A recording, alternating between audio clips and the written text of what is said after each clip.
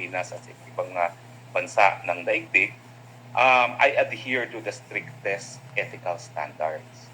At alam ko na isa sa pangunahing talagang rule of ethics ay huwag maghihimasok sa kaso ng iba. So, aaminin ko na nung ako'y pinapunta rito ni VP Sara, ang inaasahan ko ay maging miyembro ako ng legal team. Pero may mga pangyayari nga, gaya nung pagkababanta na ikakansela aking passport, na nabing dahilan na kinailangan ko munang unahin yung aking personal na seguridad dito. At alam naman natin, ang nais talaga ng Marcos administration ay gurgure, no? At ito talaga ay parang naging sagabal, no? Para pagbigay ng tulong legal kay Tatay Digong. So nagtataka lang ako, bakit ngayon, parang akong sinisisi na yung mga paghihimasok ko daw, magiging dahilan para magkaroon ng aberya sa depensa ni Tatay Digong. Ang sabi ko naman, ang aking posisyon naman dyan, ni minsan din naman ako naghimasok. In fact, hindi naman ako binibigyan ng pagkakataong maghimasok at hindi rin naman ako nagtatangka ng maghimasok. Pag sinabi po kasi naghihimasok sa kaso, ito yung kaso na hinahawakan ni Kaufman sa ICC. At mula naman na naging malinaw sa akin na ayaw niyang makipagtrabaho sa akin, hindi ko naman pinagpilitan ng sarili ko. No? At binigay ko naman ng buong-buo kong tiwala kay VP Sara nung pinili niya itong si Kaufman. Now, may tatlo lang akong pagkakataon na naaalala na ako'y nagsalita. No? Unang-una, yung statement of fact lang. Statement of fact lang, walang komentaryo, hindi naman nila makakailayan. No? Na umabot ng 50 araw na nakakulong na si Tatay Digong bago maghain ng isang motion to dismiss on the basis of lack of jurisdiction. Okay? Ano lang yon? Factual lang yon.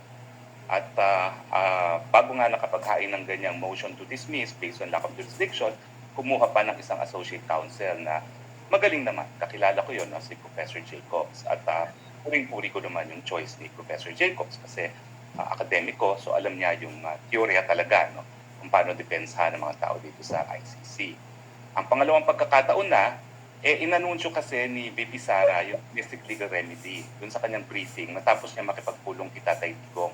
At ang sinabi niya, inaprubahan na ni PRRD yung domestic legal remedy na minungkahi ko. So, nga po, ano ba yan? Napakahirap namang tumanggi sa ganyang katanungan dahil ang galit naman kay VP Sara yung kumpirmasyon na pumayag si Tatay Digong. So, in-explain ko kung ano yung teorya na ang karapatang pantao ay obligasyon ng Estado, mga Estado kasama ng Netherlands na protektahan at itaguyod. No? At kasama na dyan yung karapatan to due process ng Tatay Digong na nalabag nung siya nga ay kidnap papunta ng Hague. At ang pangatlong pagkakataon na ay nagsalita ako kasi sinabi nga ni Kaufman na crazy scheme dun sa kanyang interview kay Alvin and Tourism, yung aming scheme. No? So sinabi ko, inulit ko lang, no, na hindi naman siguro crazy kung yung mga may tunay na malasakit kay Tatay Digong, naglingkod sa kanya, nagmahal sa kanya, at kapwa Pilipino ay maghahanap ng iba pang mga remedyo. Habang ang remedyo ng ICC ay patuloy na nakabinbin. Kasi hindi nga tayo naghihimasok dyan. Hindi natin pinakikialaman yan. Marami tayong mga katanungan, hindi nga natin isinasa publiko na yan. Pero, bagamat hindi natin isinasa publiko yan, yan ay tinatanong ng taong bayan mismo. Miski hindi abogado ay nagtatanong. No? At nahayaan ko na yung taong bayan magtanong. No? So hanggang dyan lang yung aking, kung matatawag mong paghihimasok. No? Ang pinaghihimasukan ko, hindi kaso sa ICC mismo. Ito ay iba pang legal remedy.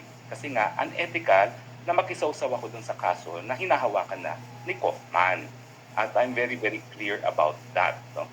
At ang hindi ko lang siyempre inaagrihan, itong alternative remedy na minumungkahi ko, ito raw ay dahilan para magkaroon na aberya dahil ang pagka-release kay Tatay Digong ay kinakailangan ng kooperasyon ng Netherlands. No?